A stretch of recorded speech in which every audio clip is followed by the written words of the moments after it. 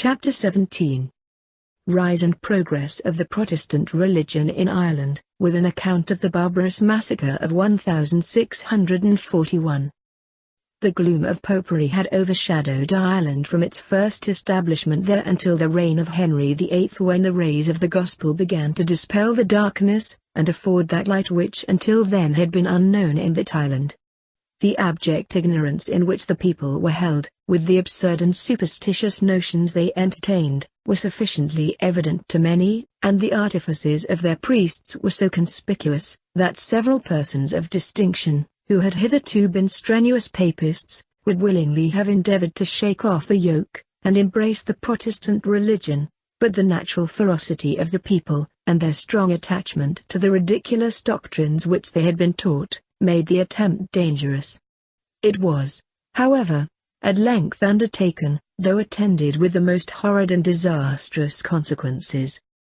The introduction of the Protestant religion into Ireland may be principally attributed to George Browne, an Englishman, who was consecrated Archbishop of Dublin on the 19th of March, 1535. He had formerly been an Augustine friar, and was promoted to the mitre on account of his merit. After having enjoyed his dignity about 5 years, he, at the time that Henry VIII was suppressing the religious houses in England, caused all the relics and images to be removed out of the 2 cathedrals in Dublin, and the other churches in his diocese, in the place of which he caused to be put up the Lord's Prayer, the Creed, and the 10 Commandments. A short time after this he received a letter from Thomas Cromwell, Lord Privy Seal, informing him that Henry VIII, having thrown off the papal supremacy in England, was determined to do the like in Ireland, and that he thereupon had appointed him, Archbishop Browne, one of the commissioners for seeing this order put in execution. The Archbishop answered that he had employed his utmost endeavours at the hazard of his life, to cause the Irish nobility and gentry to acknowledge Henry as their supreme head, in matters both spiritual and temporal, but had met with a most violent opposition, especially from George, Archbishop of Armagh, that this prelate had, in a speech to his clergy, laid a curse on all those who should own his highness' supremacy, adding, that their isle, called in the chronicles Insula Sacra, or the Holy Island, belonged to none but the Bishop of Rome, and that the king's progenitors had received it from the Pope.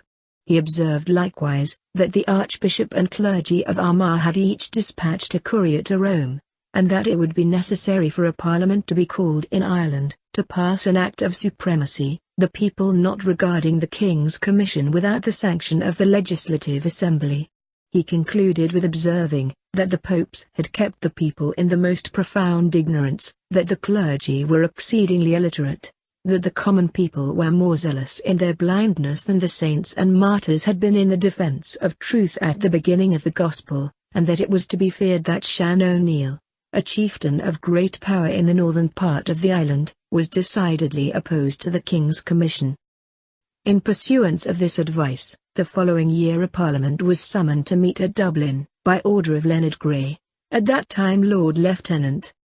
At this assembly Archbishop Browne made a speech, in which he set forth that the bishops of Rome used, anciently, to acknowledge emperors, kings, and princes, to be supreme in their own dominions, and, therefore, that he himself would vote King Henry VIII had supreme in all matters, both ecclesiastical and temporal.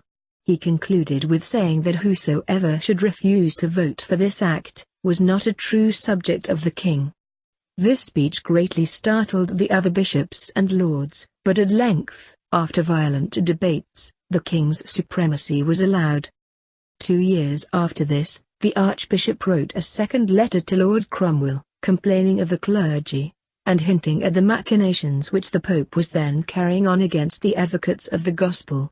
This letter is dated from Dublin, in April, 1538, and among other matters, the Archbishop says, "A bird may be taught to speak with as much sense as many of the clergy do in this country. These, though not scholars, yet are crafty to cozen the or common people and to dissuade them from following his highness' orders. The country folk here much hate your lordship, and despitefully call you, in their Irish tongue, the blacksmith's son. As a friend, I desire your lordship to look well to your noble person. Rome hath a great kindness for the Duke of Norfolk, and great favours for this nation, purposely to oppose his highness. A short time after this, the Pope sent over to Ireland, directed to the Archbishop of Armagh and his clergy, a bull of excommunication against all who had, or should don the king's supremacy within the Irish nation, denouncing a curse on all of them, and theirs, who should not, within 40 days, acknowledge to their confessors, that they had done amiss in so doing. Archbishop Browne gave notice of this in a letter dated, Dublin, May, 1538. Part of the form of confession, or vow, sent over to these Irish papists, ran as follows: I do further declare him or her, father or mother, brother or sister, son or daughter, husband or wife, uncle or aunt, nephew or niece, kinsman or kinswoman, master or mistress, and all others, nearest or dearest relations, friend or acquaintance whatsoever, accursed, that either do or shall hold, for the time to come, any ecclesiastical or civil power above the authority of the Mother Church, or that do or shall obey, for the time to come, any of her, the Mother of Church's opposers or enemies, or contrary to the same, of which I have here sworn unto, so God, the Blessed Virgin, Saint Peter, Saint Paul, and the Holy Evangelists, help me, etc. is an exact agreement with the doctrines promulgated by the Councils of Lateran and Constance, which expressly declare that no favor should be shown to heretics, nor faith kept with them, that they ought to be excommunicated and condemned, and their estates confiscated, and that princes are obliged, by a solemn oath, to root them out of their respective dominions. How abominable a church must that be, which thus dares to trample upon all authority! How besotted the people who regard the injunctions of such a church! In the Archbishop's last-mentioned letter, dated May, 1538, he says, His Highness Viceroy of this nation is of little or no power with the old natives. Now both English and Irish begin to oppose your lordship's orders, and to lay aside their national quarrels, which I fear will, if anything will, cause a foreigner to invade this nation. Not long after this, Archbishop Browne seized one Thody O'Brien, a Franciscan friar, who had in his possession a paper sent from Rome, dated May, 1538, and directed to O'Neill. In this letter were the following words: His Holiness, Paul, now Pope, and the Council of the Fathers, have lately found, in Rome, a prophecy of one Saint Lacerianus, an Irish bishop of Cashel, in which he saith that the Mother Church of Rome falleth, when, in Ireland, the Catholic faith is overcome. Therefore, for the glory of the Mother Church, the honor of Saint Peter, and your own secureness, suppress heresy, and His Holiness' enemies. This Thody O'Brien, after further examination and search made, was pilloried, and kept close prisoner until the king's orders arrived in what manner he should be further disposed of. But order coming over from England that he was to be hanged, he laid violent hands on himself in the castle of Dublin. His body was afterwards carried to Gallows Green, where, after being hanged up for some time, it was interred. After the accession of Edward VI to the throne of England, an order was directed to Sir Anthony Ledyard, the Lord Deputy of Ireland, commanding that the liturgy in English be forthwith set up in Ireland, that to be observed within the several bishoprics, cathedrals, and parish churches, and it was first read in Christ Church, Dublin, on Easter Day, 1551, before the said Sir Anthony, Archbishop Browne, and others. Part of the royal order for this purpose was as follows: whereas, our gracious Father, King Henry VIII, taking into consideration the bondage and heavy yoke that his true and faithful subjects sustained, under the jurisdiction of the Bishop of Rome, how several fabulous stories and lying wonders misled our subjects, dispensing with the sins of our nations, by their indulgences and pardons, for gain, purposely to cherish all evil vices, as robberies, rebellions, thefts, whoredoms, blasphemy, idolatry, etc. Our gracious Father hereupon dissolved all priories, monasteries, abbeys, and other pretended religious houses, as being but nurseries for vice or luxury, more than for sacred learning, etc. On the day after the Common Prayer was first used in Christ Church, Dublin, the following wicked scheme was projected by the Papists. In the church was left a marble image of Christ, holding a reed in his hand, with a crown of thorns on his head. Whilst the English service, the Common Prayer, was being read before the Lord Lieutenant, the Archbishop of Dublin, the Privy Council, the Lord Mayor, and a great congregation, blood was seen to run through the crevices of the crown of thorns, and trickle down the face of the image. On this, some of the contrivers of the imposture cried aloud, "See how our Saviour's image sweats blood." But it must necessarily do this, since heresy is come into the church. Immediately many of the lower order of people, indeed the vulgar of all ranks, were terrified at the sight of so miraculous and undeniable an evidence of the divine displeasure. They hastened from the church, convinced that the doctrines of Protestantism emanated from an infernal source, and that salvation was only to be found in the bosom of their own infallible church.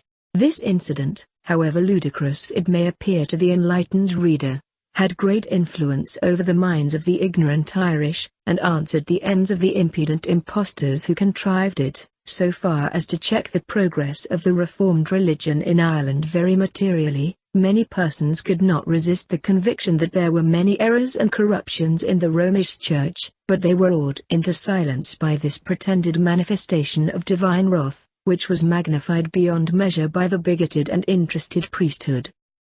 We have very few particulars as to the state of religion in Ireland during the remaining portion of the reign of Edward VI and the greater part of that of Mary.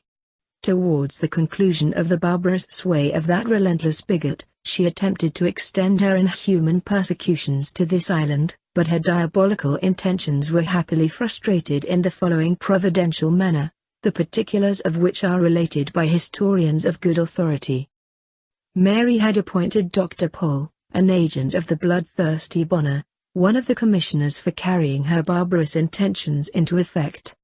He having arrived at Chester with his commission, the mayor of that city, being a Papist, waited upon him, when the doctor, taking out of his cloak's bag a leathern case, said to him, "Here is a commission that shall lash the heretics of Ireland."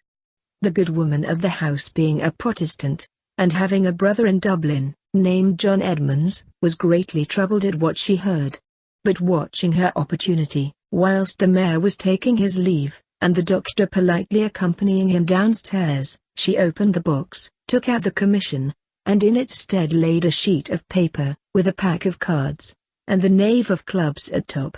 The doctor, not suspecting the trick that had been played him, put up the box, and arrived with it in Dublin, in September, 1558. Anxious to accomplish the intentions of his pious mistress, he immediately waited upon Lord Fitzwalter, at that time Viceroy, and presented the box to him, which being opened, nothing was found in it but a pack of cards. This startling all the persons present, his lordship said, "We must procure another commission, and in the meantime let us shuffle the cards."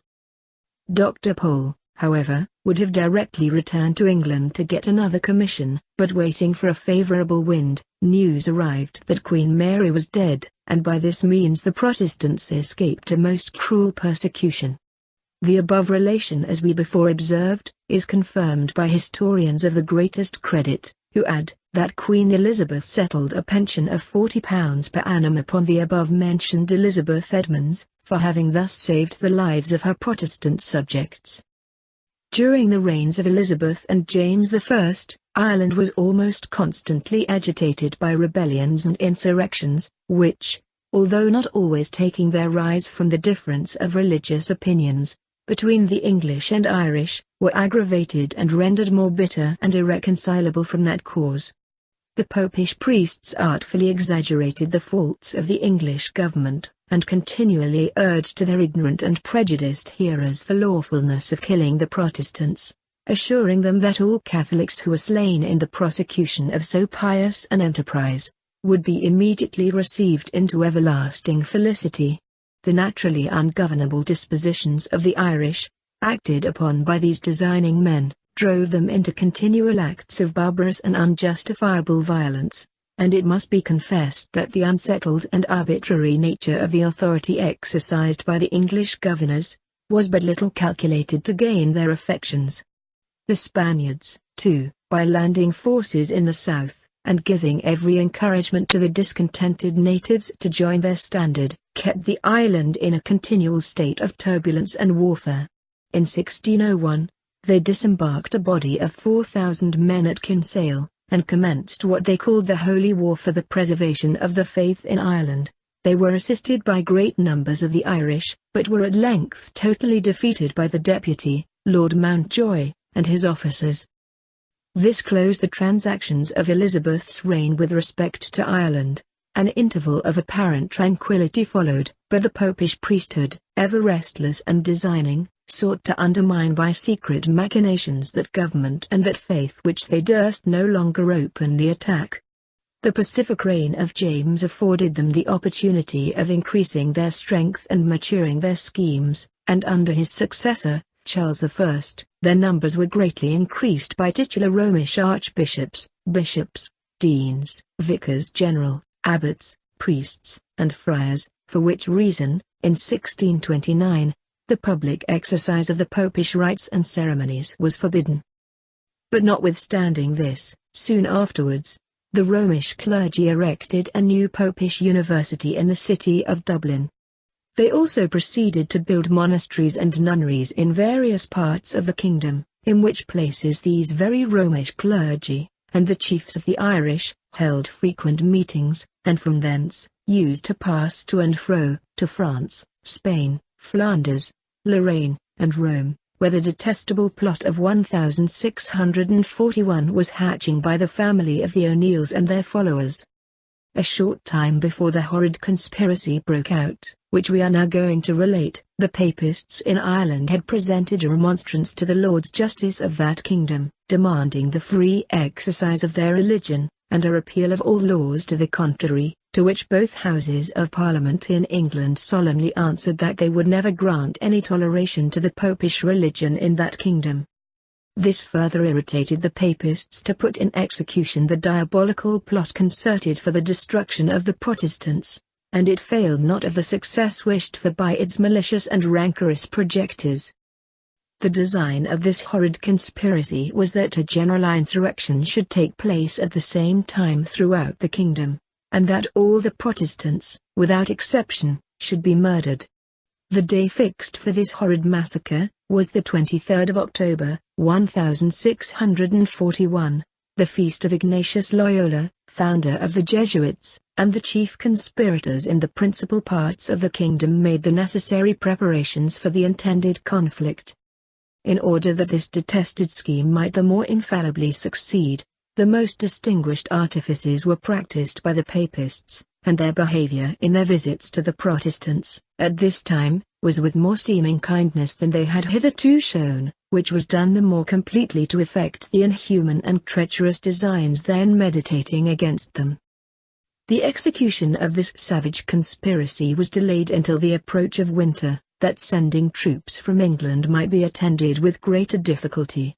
Cardinal Richelieu, the French minister, had promised the conspirators a considerable supply of men and money, and many Irish officers had given the strongest assurances that they would heartily concur with their Catholic brethren, as soon as the insurrection took place. The day preceding that appointed for carrying this horrid design into execution was now arrived, when, happily, for the metropolis of the kingdom, the conspiracy was discovered by one Owen O'Connolly, an Irishman, for which most signal service the English Parliament voted him £500 and a pension of £200 during his life. So very seasonably was this plot discovered, even but a few hours before the city and castle of Dublin were to have been surprised, that the Lords Justice had but just time to put themselves, and the city, in a proper posture of defence. Lord Maguire, who was the principal leader here, with his accomplices, was seized the same evening in the city, and in their lodgings were found swords, hatchets, poleaxes, hammers, and such other instruments of death as had been prepared for the destruction and extirpation of the Protestants in that part of the kingdom. Thus was the metropolic happily preserved, but the bloody part of the intended tragedy was past prevention. The conspirators were in arms all over the kingdom early in the morning of the day appointed, and every Protestant who fell in their way was immediately murdered. No age, no sex, no condition, was spared. The wife weeping for her butchered husband, and embracing her helpless children, was pierced with them, and perished by the same stroke. The old, the young, the vigorous, and the infirm, underwent the same fate, and were blended in one common ruin. In vain did flight save from the first assault.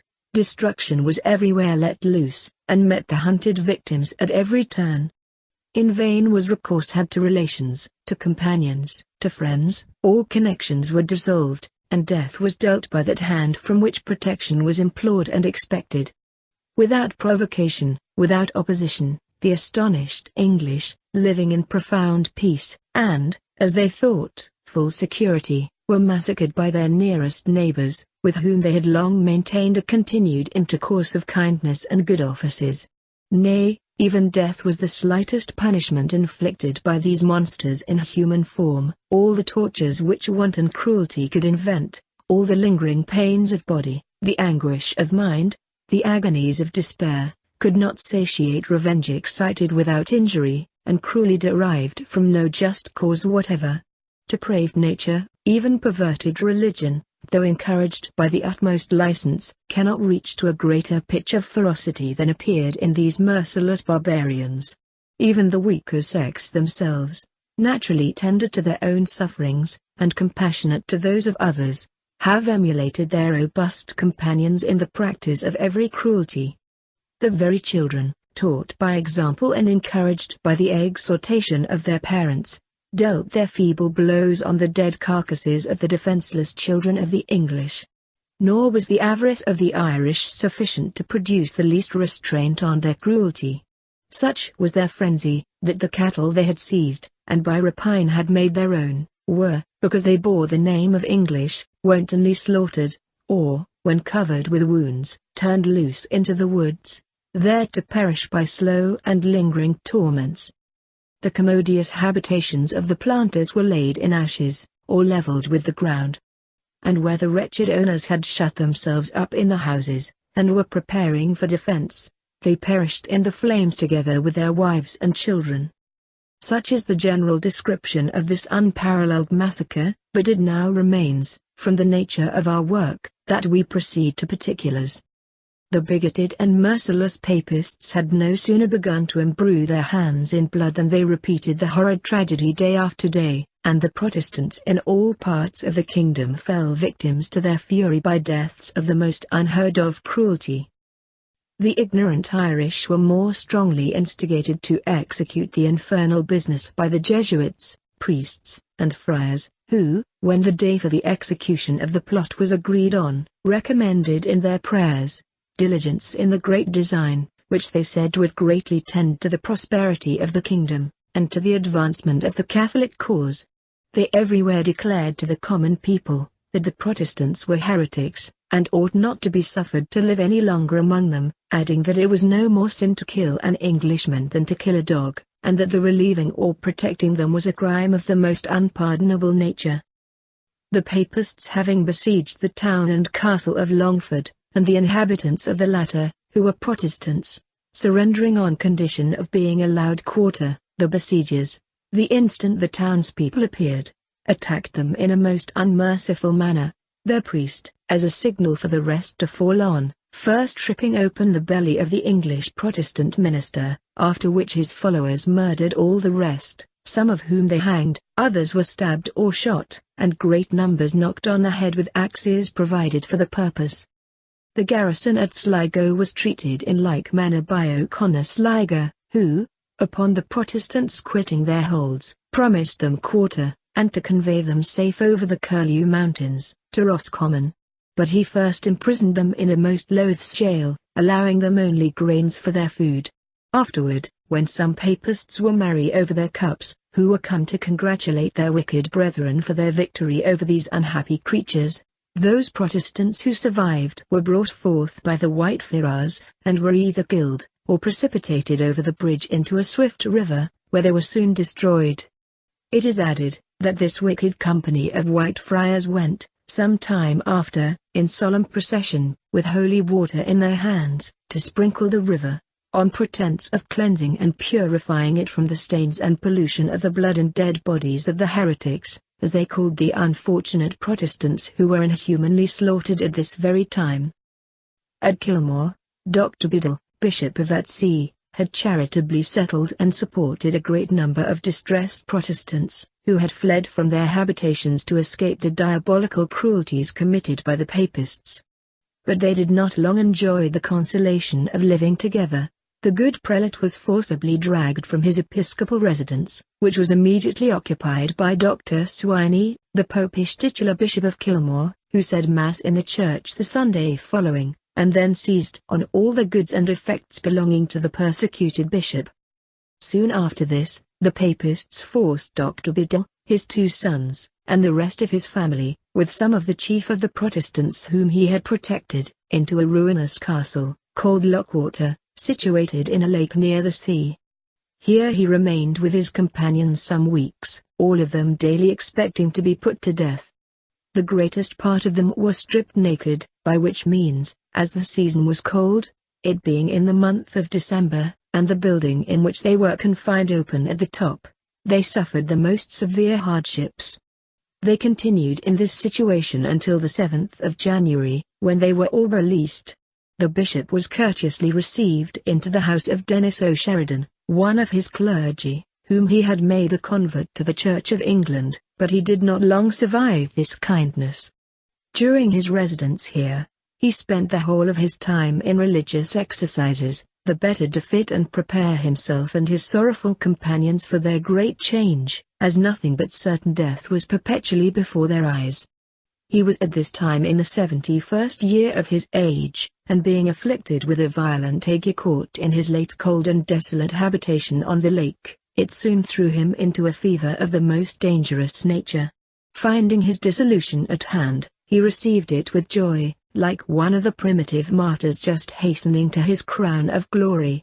After having addressed his little flock, and exhorted them to patience, in the most pathetic manner, as they saw their own last day approaching, after having solemnly blessed his people, his family, and his children, he finished the course of his ministry and life together, on the 7th day of February 1642. His friends and relations applied to the intruding bishop for leave to bury him, which was with difficulty obtained, he, at first telling them that the churchyard was holy ground, and should be no longer defiled with heretics. However, leave was at last granted, and though the church funeral service was not used at the solemnity, for fear of the Irish Papists, yet some of the better sort, who had the highest veneration for him while living, attended his remains to the grave.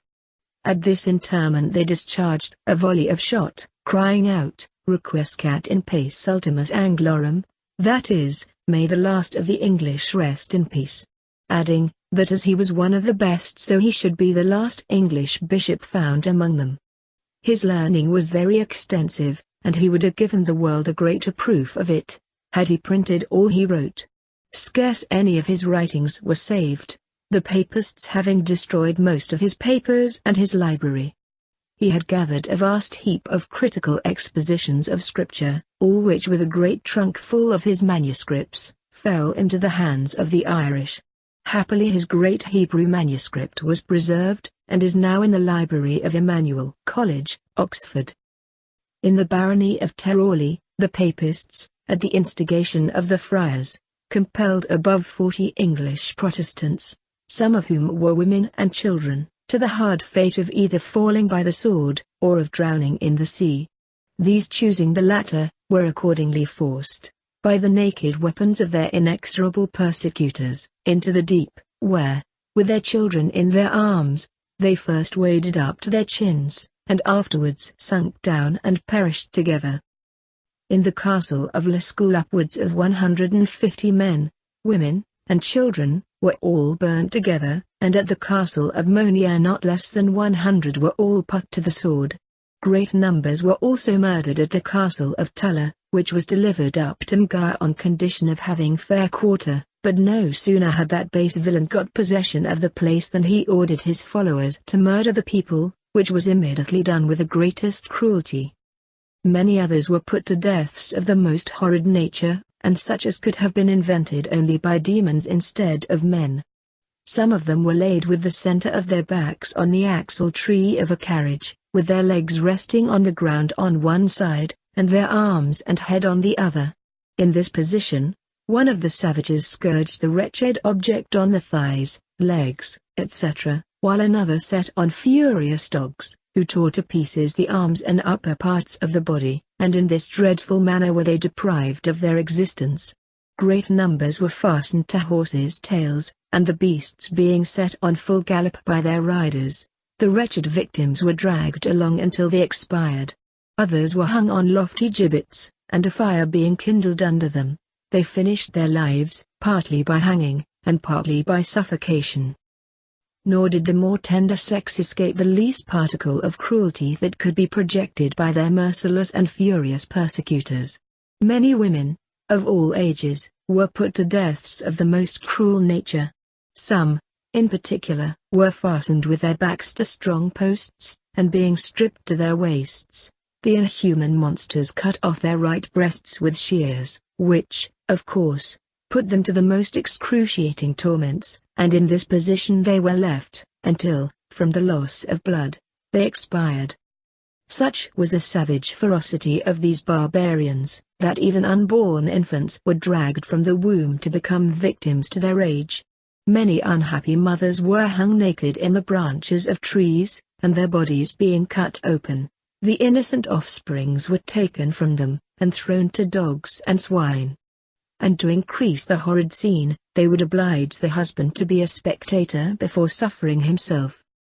At the town of Keith they hanged above 100 Scottish Protestants, showing them no more mercy than they did to the English. Mgire, going to the castle of that town, desired to speak with the governor. When being admitted, he immediately burnt the records of the county, which were kept there. He then demanded £1,000 of the governor, which, having received, he immediately compelled him to hear mass, and to swear that he would continue to do so. And to complete his horrid barbarities, he ordered the wife and children of the governor to be hanged before his face, besides massacring at least 100 of the inhabitants. Upwards of 1,000 men, women, and children, were driven, in different companies, to Portadown Bridge, which was broken in the middle, and they compelled to throw themselves into the water, and such as attempted to reach the shore were knocked on the head. In the same part of the country, at least 4,000 persons were drowned in different places. The inhuman papists, after first stripping them, drove them like beasts to the spot fixed on for their destruction, and if any, through fatigue, or natural infirmities, were slack in their pace, they pricked them with their swords and pikes, and to strike terror on the multitude, they murdered some by the way. Many of these poor wretches, when thrown into the water, endeavored to save themselves by swimming to the shore, but their merciless persecutors prevented their endeavors taking effect, by shooting them in the water.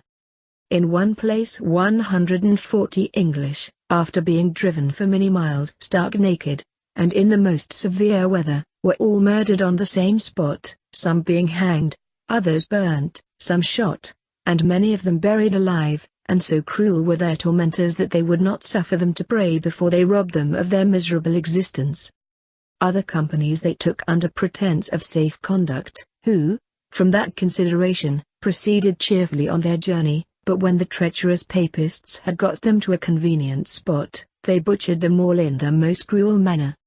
115 men, women, and children, were conducted, by order of Sir Phelim O'Neill, to Portadown Bridge, where they were all forced into the river, and drowned.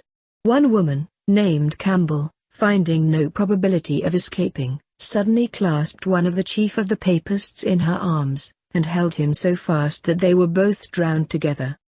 In Killiman they massacred 48 families, among whom 22 were burnt together in one house. The rest were either hanged, shot, or drowned. In Kilmore, the inhabitants, which consisted of about 200 families, all fell victims to their rage. Some of them sat in the stocks until they confessed where their money was, after which they put them to death.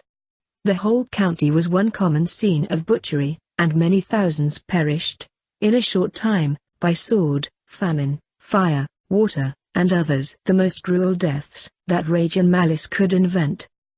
These bloody villains showed so much favor to some as to dispatch them immediately, but they would by no means suffer them to pray. Others they imprisoned in filthy dungeons, putting heavy bolts on their legs, and keeping them there until they were starved to death.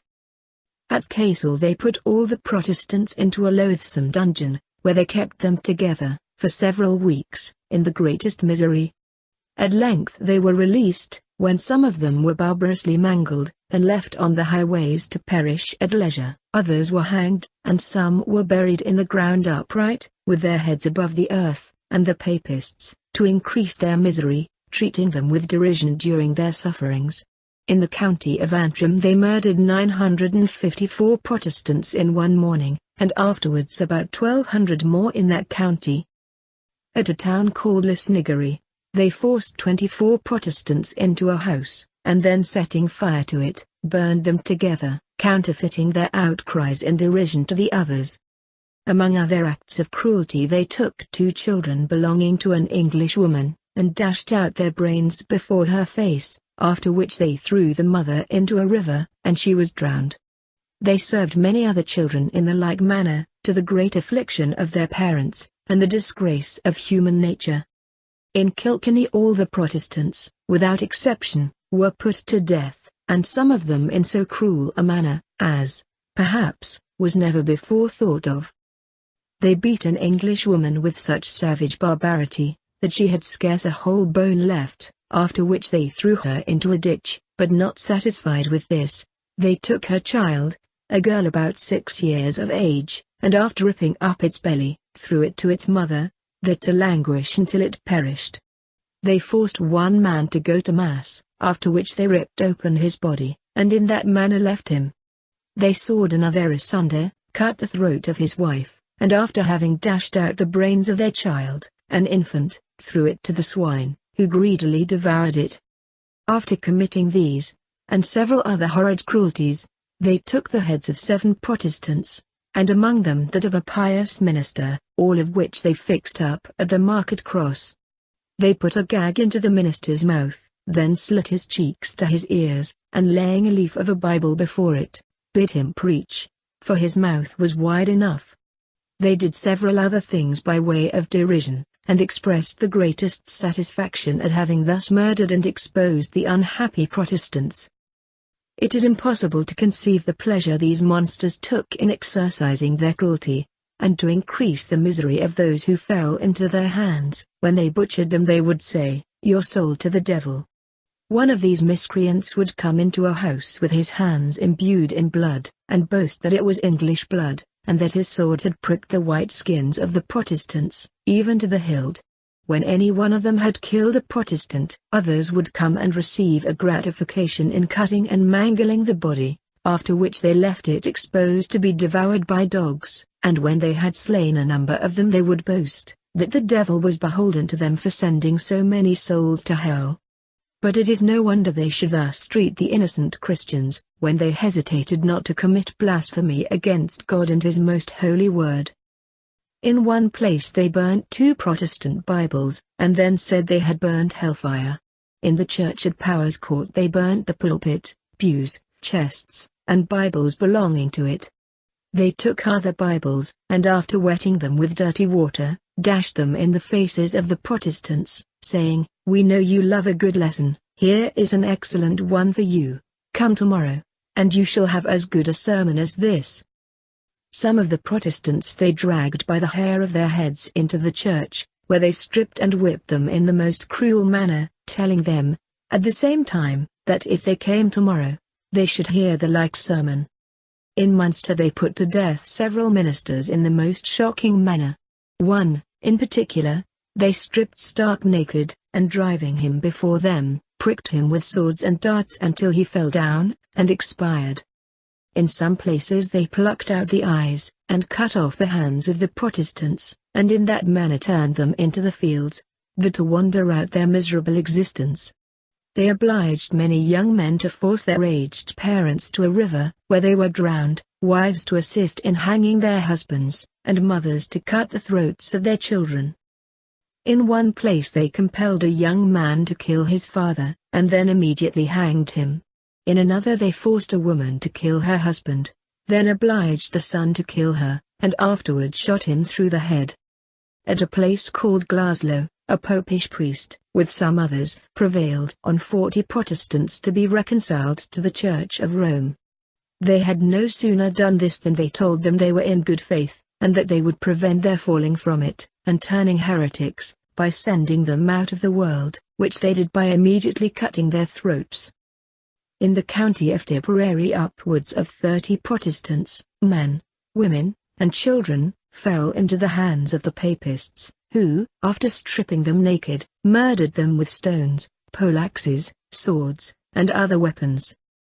In the county of Mayo about 60 Protestants, 15 of whom were ministers, were, upon covenant, to be safely conducted to Galway, by one Edmund Burke and his soldiers, but that inhuman monster by the way drew his sword, as an intimation of his design to the rest, who immediately followed his example, and murdered the whole, some of whom they stabbed, others were run through the body with pikes, and several were drowned. In Queen's County great numbers of Protestants were put to the most shocking deaths. 50 or 60 were placed together in one house, which being set on fire, they all perished in the flames. Many were stripped naked, and being fastened to horses by ropes placed round their middles, were dragged through bogs until they expired. Some were hung by the feet to tenterhooks driven into poles, and in that wretched posture left until they perished. Others were fastened to the trunk of a tree, with a branch atop. Over this branch hung one arm, which principally supported the weight of the body, and one of the legs was turned up, and fastened to the trunk, while the other hung straight. In this dreadful and uneasy posture did they remain as long as life would permit, pleasing spectacles to their bloodthirsty persecutors. At Clown 17 men were buried alive, and an Englishman, his wife, 5 children, and a servant maid, were all hanged together, and afterward thrown into a ditch. They hung many by the arms to branches of trees, with a weight to their feet, and others by the middle, in which posture they left them until they expired. Several were hanged on windmills, and before they were half dead, the barbarians cut them in pieces with their swords. Others, both men, women, and children, they cut and hacked in various parts of their bodies, and left them wallowing in their blood to perish where they fell. One poor woman they hanged on a gibbet, with her child, an infant about a 12-month-old, the latter of whom was hanged by the neck with the hair of its mother's head, and in that manner finished its short but miserable existence. In the county of Tyrone no less than 300 Protestants were drowned in one day, and many others were hanged, burned, and otherwise put to death. Dr. Maxwell, rector of Tyrone, lived at this time near Armagh, and suffered greatly from these merciless savages. This person, in his examination, taken upon oath before the King's Commissioners, declared that the Irish Papists owned to him, that they, at several times, had destroyed, in one place, 12,000 Protestants, whom they inhumanly slaughtered at Glynewood, in their flight from the county of Armagh. As the river Bann was not fordable, and the bridge broken down, the Irish forced thither at different times a great number of unarmed, defenseless Protestants, and with pikes and swords violently thrust about 1,000 into the river, where they miserably perished. Nor did the cathedral of Armagh escape the fury of those barbarians, it being maliciously set on fire by their leaders, and burnt to the ground. And to extirpate, if possible, the very race of those unhappy Protestants, who lived in or near Armagh, the Irish first burnt all their houses, and then gathered together many hundreds of those innocent people, young and old, on pretense of allowing them a guard and safe conduct to Coleraine, when they treacherously fell on them by the way, and inhumanly murdered them. The like horrid barbarities with those we have particularized, were practiced on the wretched Protestants in almost all parts of the kingdom, and, when an estimate was afterward made of the number who were sacrificed to gratify diabolical souls of the Papists, it amounted to 150,000. But it now remains that we proceed to the particulars that followed. These desperate wretches, flushed and grown insolent with success, though by methods attended with such excessive barbarities as perhaps not to be equalled, soon got possession of the castle of Newry, where the king's stores and ammunition were lodged, and, with as little difficulty, made themselves masters of Dundalk. They afterward took the town of Ardee, where they murdered all the Protestants, and then proceeded to Drogheda. The garrison of Drogheda was in no condition to sustain a siege, notwithstanding which, as often as the Irish renewed their attacks they were vigorously repulsed by a very unequal number of the king's forces, and a few faithful Protestant citizens under Sir Henry Tichborne, the governor, assisted by the Lord Viscount Moore. The siege of Drogheda began on the 30th of November, 1641, and held until the 4th of March, 1642, when Sir Phelim O'Neill, and the Irish miscreants under him were forced to retire. In the meantime 10,000 troops were sent from Scotland to the remaining Protestants in Ireland, which being properly divided in the most capital parts of the kingdom, happily eclipsed the power of the Irish savages, and the Protestants for a time lived in tranquillity.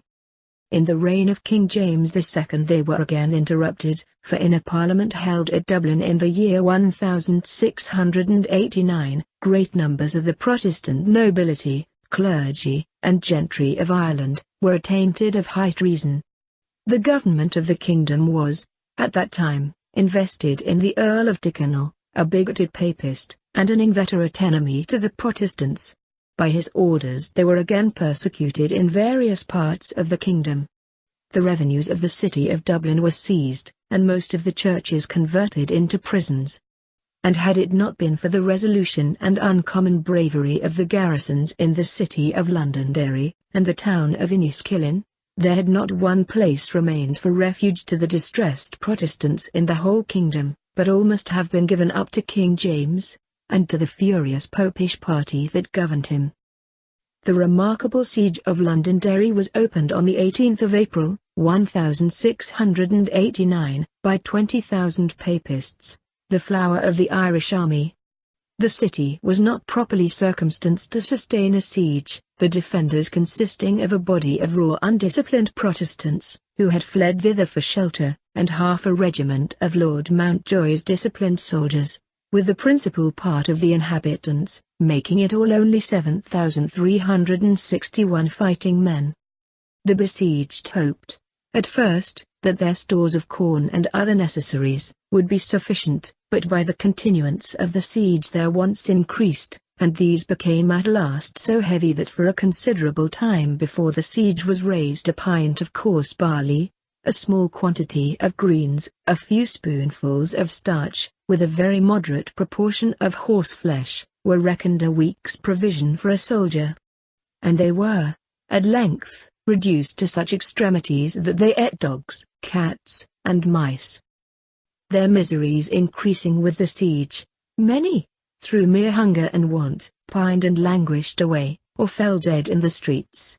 And it is remarkable, that when their long-expected succors arrived from England, they were upon the point of being reduced to this alternative, either to preserve their existence by eating each other, or attempting to fight their way through the Irish, which must have infallibly produced their destruction.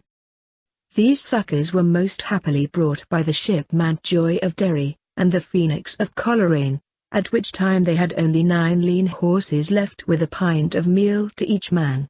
By hunger, and the fatigues of war, their 7,361 fighting men were reduced to 4,300, 1/4 part of whom were rendered unserviceable.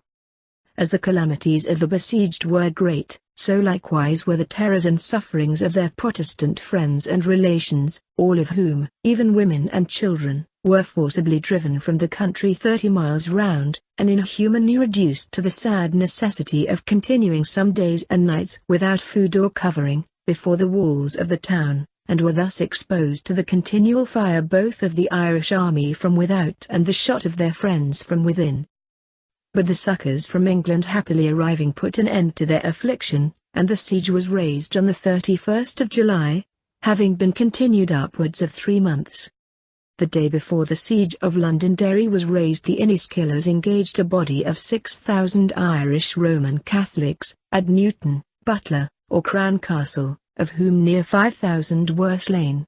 This, with the defeat at Londonderry, dispirited the Papists, and they gave up all farther attempts to persecute the Protestants. The year following, viz. 1690, the Irish took up arms in favour of the abdicated prince, King James II, but they were totally defeated by his successor King William III. That monarch, before he left the country, reduced them to a state of subjection, in which they have ever since continued.